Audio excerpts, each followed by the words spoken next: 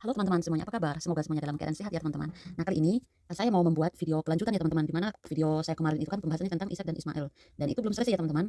Oleh karena itu, video ini adalah video kelanjutan dari video yang kemarin ya teman-teman. Lagi-lagi, jangan ada yang salah paham dengan saya, karena saya di sini hanya mau mengkomparasi ya teman-teman. Bagaimana narasi yang ada di dalam Al-Quran dengan narasi yang ada di dalam Alkitab. Perihal anak yang akan dipersembahkan oleh Abraham. Nah, pertanyaannya adalah, kenapa di dalam Al-Quran itu tidak menyebutkan secara eksplisit nama anak yang akan dikorbankan? Kenapa harus dibantu dengan tanda kurung? Bukankah tanda kurung itu menunjukkan hasil interpretasi manusia atau bagaimana kira-kira menurut teman-teman? Saya tampilkan screen ya teman-teman. Saya izin ya teman-teman untuk membuka Al-Quran. Supaya teman-teman tidak mengatakan bahwa saya ini hanya asumsi saja. Nah, kalau saudara-saudara perhatikan dalil ini, banyak tanda kurungnya.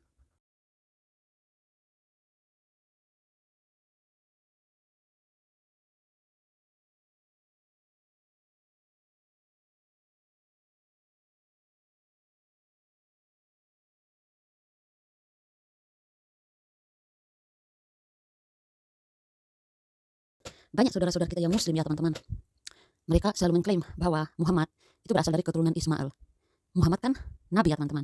Tetapi pertanyaannya adalah, apakah ada garis keturunan Ismail yang adalah nabi? Sedangkan kalau kita lihat di dalam Alkitab ya teman-teman, itu malah keturunan Ishak yang malah mendapat hak kenabian ya teman-teman. Bukan Ismail ya, ya kan? Bukan hanya nabi saja, nabi, raja, imam, ya kan? Apakah garis keturunan Ismail kelaknya akan mewarisi kenabian? Sedangkan di dalam Alkitab tidak ada pemberitahuan apapun tentang keturunan Ismail kelak akan mewarisi kenabian ya teman-teman. Setahu saya begitu ya teman-teman, atau mungkin saya yang kurang baca Alkitab ya. Tidak ada pemberitahuan di dalam Alkitab bahwa kelaknya garis keturunan Ismail akan mewarisi kenabian. Begitupun juga di dalam Al-Quran, kalau tidak salah ya teman-teman. Tetapi anehnya Muhammad disebut sebagai nabi, bahkan dari garis keturunan Ismail. Kan aneh. Ini saja sudah bertolak belakang ya teman-teman. Kita lihat ya teman-teman dalil ini. Dan kami menganugerahkan kepada Ibrahim, Ishak dan Yakub, dan kami jadikan kenabian dan Alkitab pada keturunannya. Dan kami berikan balasannya di dunia, dan sesungguhnya dia di akhirat benar-benar termasuk orang-orang yang saleh. QS 29 ayat 27. Ayat 27, dan dalam kurung adapun Ibrahim kami anugerahkan kepada Ishak dan Yakub dalam kurung anak Ishak, dan kami jadikan kenabian dan wahyu tetap ada di antara keturunannya, dan kami yakin baginya pahala di dunia ini. Ayat yang ke-23, dan sesungguhnya di akhirat nanti dia akan mendapati dirinya termasuk orang-orang yang bertakwa.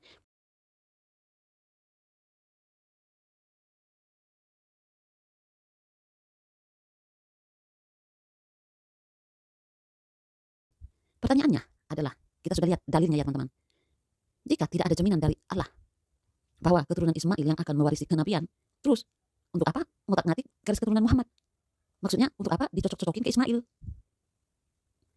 Sekali lagi ya teman-teman, saya bertanya, jika memang tidak ada jaminan dari Allah SWT bahwa keturunan Ismail yang akan mewarisi kenabian, terus untuk apa ngotak-ngatik garis keturunan Muhammad?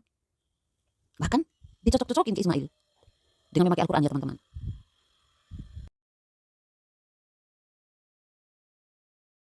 Nah teman-teman, kalau kita kembali lagi ke dalil ini ya teman-teman.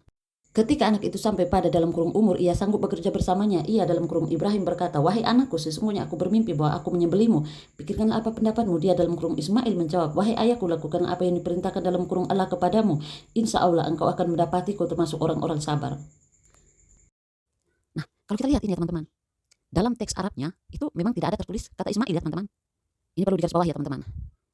Dalam ayat tersebut, dalam teks Arabnya itu memang tidak ada tertulis kata Ismail.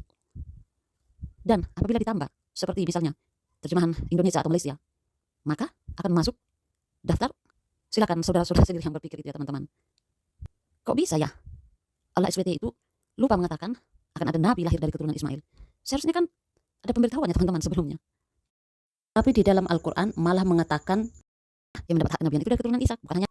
Jadi semua lengkap ya dalam keturunan Ishak. Lengkap semua ya teman-teman. Ini tidak ada pemberitahuan apapun bahwa akan ada nabi lahir dari keturunan Ismail, yaitu Muhammad. Tidak ada pemberitahuan ya teman-teman. Harusnya itu dinubuatkan dulu ya teman-teman. Supaya kan manusia bisa tahu, tidak ragu-ragu lagi begitu maksudnya. Perlu teman-teman ketahui ya, di dalam adat istiadat Yahudi, anak laki-laki yang berasal dari gundik atau selir itu tidak pernah dianggap sebagai keturunan yang bisa dimasukkan dalam daftar silsilah keluarga. Sekali lagi, saya ulangi ya. Di dalam adat istiadat Yahudi, anak laki-laki yang berasal dari gundik tidak pernah dianggap sebagai keturunan yang bisa dimasukkan dalam daftar silsilah keluarga. Jadi dalam pembicaraan mengenai Abraham, Ishak dan Ismail, maka Ismail tidak dapat dianggap sebagai anak laki-laki yang sah. Kenapa teman-teman? Karena dia merupakan anak Abraham dan gundiknya Hagar, si orang Mesir itu. Dengan demikian, namanya tidak akan pernah dimasukkan dalam daftar silsilah keluarga si budak Hagar, yaitu ibu Ismail. Dan itu tidak pernah disebutkan di dalam Al-Quran ya teman-teman. Dengan demikian, namanya tidak akan pernah dimasukkan dalam daftar silsilah keluarga si budak Hagar, yaitu ibu Ismail. Itu tidak pernah ada disebutin dalam Al-Quran. Pertanyaannya adalah, bagaimana saudara-saudara kita yang Islam menjelaskan tentang siapa Hagar tersebut? Ya kan? Sedangkan di Al-Quran ya teman-teman tidak ada yang detail tentang si budak Hagar ini, yaitu ibu Ismail. Kalau hanya mengandalkan Al-Quran, mana tahu saudara-saudara kita yang Islam itu tentang si Hagar itu siapa? Iya kan? Kalau tidak pernah belajar genealogy of Jews, maka mereka tidak akan pernah tahu siapa si Hagar itu. Maksudnya belajar Alkitab yang sudah dipalsukan sesuai klaim mereka ya guys. Jadi silakan berpikir logis ya teman-teman. Mau percaya mana Anda? Ishak atau Ismail? Nah teman-teman, kita sudah tahu bukan? Ada banyak tanda dalam kurung di dalam Al-Quran. Tentu saudara-saudara kita yang Islam juga akan bertanya kepada kita. Terus bagaimana dengan yang ada di dalam Alkitab? Kan ada juga tanda kurung di dalam Alkitab. Oke, saya akan jelaskan ya teman-teman. Tetapi sebelum saya jelaskan, kita bisa melihat ya teman-teman, perbandingan tanda di dalam kurung di dalam Alkitab dengan di dalam Al-Quran itu sangat jauh beda sekali ya teman-teman. Mungkin kalau kita lihat di dalam Alkitab itu hanya ada beberapa ayat saja ya teman-teman. Tetapi kalau kita lihat di dalam Al-Quran itu ada begitu banyak tanda dalam kurung ya teman-teman. Jadi biarkanlah hal itu saudara-saudara kita yang Islam yang akan menyelidiki, yang akan mencari tahu sendiri ya teman-teman. Di sini saya hanya mau membandingkan, oke? Nah kalau kita lihat misalnya di dalam Alkitab itu ada tanda kurung. Contoh misalnya di dalam doa Bapa kami ya teman-teman. Di situ kita bisa melihat ada tanda kurung. Karena engkaulah yang mempunyai kerajaan dan kuasa dan kemuliaan sampai selama-lamanya. Amin. Sebelum saya jelaskan ya teman-teman, perlu kita ketahui bahwa sebenarnya Alkitab kita saat ini bukannya tanpa salah sama sekali. Yang murni tanpa salah adalah Alkitab yang asli. Nah, naskah asli dari kitab suci kita itu disebut autograf. Autograf ini sudah tidak ada lagi sekarang. Sudah hancur. Kenapa? Karena ditulis di bahan tulis yang tidak kuat. Misalnya papirus dan lain-lain. Walaupun demikian, kita masih mempunyai salinan-salinan atau kopian dari yang asli. Ini disebut manuskrip. Untuk perjanjian baru saja, orang Kristen mempunyai sekitar puluhan ribu manuskrip ya teman-teman. 24.000 manuskrip lah kisaran itu. Dan ini jumlah yang terbanyak dari semua dokumen kuno. Kemudian urutan kedua itu adalah Homer, karangan Iliad, ada sebanyak kurang lebih 600-an manuskrip. Masalahnya adalah kadang-kadang ada perbedaan antara manuskrip yang satu dengan manuskrip yang lain, atau bahkan ada ayat-ayat tertentu yang ada pada sebagian manuskrip, tetapi tidak ada pada manuskrip yang lain. Ini lalu memicu perdebatan yang sangat rumit tentunya di kalangan para teolog. Apakah bagian itu memang asli atau tidak? Nah, bagian-bagian yang diperdebatkan itu atau bagian-bagian yang diragukan keasliannya itu biasanya dicetak oleh LAI memakai tanda kurung. Kita bisa melihat misalnya dalam Matius 17 ayat 20 sampai 21. Kita lihat ayat di dalam tanda kurung itu. Jenis ini tidak dapat diusir kecuali dengan berdoa dan berpuasa. Kemudian kita bisa melihat Markus 9 ayat 43 sampai 46. Di tempat itu ulatnya tidak akan mati dan apinya tidak akan padam. 46. Di tempat itu ulatnya tidak akan mati dan apinya tidak akan padam. Kemudian kita bisa melihat lagi. Misalnya 1 Yohanes 5 ayat 7 sampai 8. Perhatikan kalimat yang ada di dalam tanda kurung. Di dalam surga, Bapa, Firman, dan Roh Kudus. Dan ketiganya adalah satu. Dan ada 3 yang memberi kesaksian di bumi. Kemudian kita bisa melihat lagi. Misalnya Markus 11 ayat 26. Tetapi jika kamu tidak mengampuni, maka Bapamu yang di surga juga tidak akan mengampuni kesalahan-kesalahanmu. Kemudian kita bisa melihat lagi Markus 15 ayat 27 sampai 28. Demikian genaplah nas Alkitab yang berbunyi, ia akan terhitung di antara orang-orang durhaka. Kisah Rasul 8 ayat 36 sampai 37. Saul Filipus, jika Tuhan percaya dengan segenap hati, boleh. Jawabnya, aku percaya bahwa Yesus Kristus adalah anak Allah. Nah, masih ada lagi teman-teman sejumlah ayat yang dalam terjemahan baru itu tidak ditaruh dalam tanda kurung. Tetapi dalam terjemahan baru 2 itu dari tanda kurung.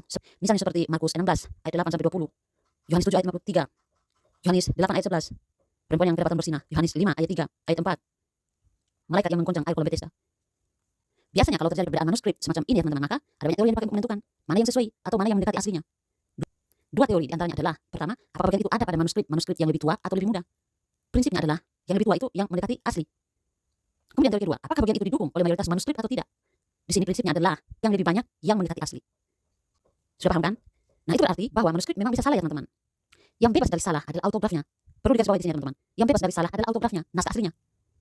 Kitab suci kita saat ini itu dibuat berdasarkan manuskrip yang memang bisa salah. Oleh karena itu, kitab suci kita saat ini memang bisa salah. Tetapi, ada kata tetapi ya teman-teman. Sekalipun kitab suci kita yang sekarang ini ada salahnya, hal ini tidak perlu menggoncangkan iman kita. Kenapa? Karena, pertama, persentase kesalahan itu sangat kecil. Mungkin di bawah 1% teman-teman. Bahkan ada pakar yang berkata bahwa kesalahan Alkitab itu hanya 0,5%. 0,5%. Bayangkan teman-teman, kesalahan Alkitab itu hanya 0,5%. Dengan demikian, tingkat keakuratan kitab suci kita 99,5%. Dengan membanding-bandingkan manuskrip-manuskrip yang ada, itu seringkali kita bisa mendeteksi adanya kesalahan. Dan bahkan, kita bisa mengetahui yang mana yang salah dan yang mana yang benar. Kedua ya teman-teman, kita boleh percaya bahwa Allah pasti melindungi firman-Nya dari kesalahan-kesalahan yang fatal. Apa dasar kepercayaan ini? Dasarnya adalah kebijaksanaan Tuhan. Tidak mungkin Tuhan membiarkan kesalahan besar atau fatal masuk ke dalam firman-Nya. Contoh misalnya teman-teman, doa Bapa kami. Doa Bapa kami ini, itu juga diperdebatkan keasliannya. Sehingga, Lembaga Alkitab Indonesia atau LAI menempatkannya dalam tanda kurung atau memakai tanda kurung. Matius 6 ayat 13. Karena engkaulah yang mempunyai kerajaan dan kuasa dan kemuliaan sampai selama-lamanya. Amin. Nah, dari penelitian dan perbandingan manuskrip, ternyata kalimat ini hanya ada pada manuskrip-manuskrip yang lebih muda. Sedangkan pada manuskrip-manuskrip yang tua, bagian ini tidak ada, teman-teman.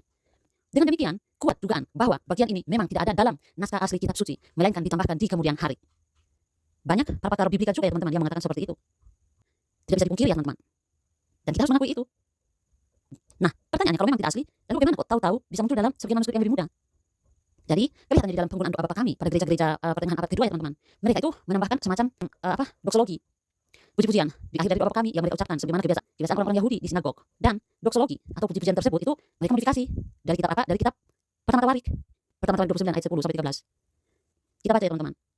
Lalu Daud memuji Tuhan di depan mata segenap jemaat itu. Berkatalah Daud, terpujilah Engkau ya Tuhan, Allahnya Bapa kami Israel dari selama-lamanya sampai selama-lamanya. Ya Tuhan, punyamulah kebesaran dan kejayaan, kehormatan, kemasyhuran dan keagungan. Ya segala-galanya yang ada di langit dan di bumi. Ya Tuhan, punyamulah kerajaan dan Engkau yang tertinggi itu melebihi segala-galanya sebagai kepala. Sebab kekayaan dan kemuliaan berasal daripadamu dan Engkau lah yang berkuasa atas segala-galanya. Dalam tanganmu lah kekuatan dan kejayaan, dalam tanganmu lah kuasa membesarkan dan mengokohkan segala-galanya. Sekarang, ya Allah kami bersyukur kepadamu dan memuji namamu yang agung itu. Jadi ada orang yang mencatat doa Bapa kami, lalu digabungkan dengan doksologi tersebut. Sehingga akhirnya muncul manuskrip yang ada kalimat doksologi itu ya teman-teman. Jadi sudah paham ya teman-teman? Kenapa ada tanda kurung di dalam Alkitab? Jadi, saudara-saudari bisa melihat bagaimana kira-kira perbandingan tanda kurung yang ada di dalam Alkitab dengan di dalam Al-Quran. Menurut saya, tanda kurung di dalam Alkitab itu tidak begitu banyak ya teman-teman dibanding dari Al-Quran. Tetapi silakan saudara-saudari sendiri yang menyelidiki, menilai kira-kira seberapa banyak tanda kurung yang ada di dalam Alkitab dan juga di dalam Al-Quran. Dalam Alkitab tadi saya sudah jelaskan, saya sudah kasih tahu ayat-ayatnya. Oke? Jadi saudara sendiri yang akan melihat, menilai. Nah, perihal tanda kurung di dalam Alkitab bukan berarti bahwa Alkitab bukan firman Allah. Anda salah kalau berpikir seperti itu. Alkitab adalah firman Allah. Yang salah adalah manuskripnya bisa salah. Tetapi autografnya itu tidak bisa salah ya teman-teman. Jadi Anda tidak perlu bimbang hanya karena ada kesalahan terjemahan. Hanya beberapa ayat saja membuat iman Anda goyah atau membuat Anda meninggalkan iman Anda. Anda salah ya teman-teman. Atau mungkin karena ada kesalahan terjemahan atau manuskrip. Lalu Anda berpikir bahwa keselamatan Anda akan hilang. No ya, keselamatan itu kekal.